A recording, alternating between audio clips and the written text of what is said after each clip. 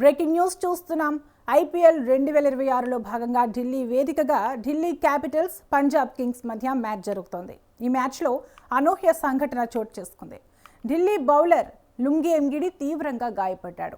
అక్షర్ పటేల్ వేసిన 2.3వ బంతికి Priyansh Arya క్యాచ్ను అందుకునేందుకు mid of వైపు వెనక్కి పరిగెత్తాడు.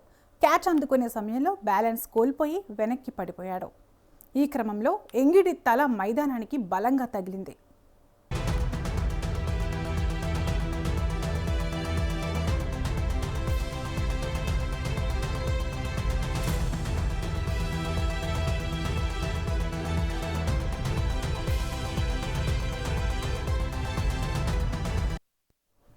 దీంతో ఒక్కసారిగా మైదానంలోనే కుప్పకూలాడు.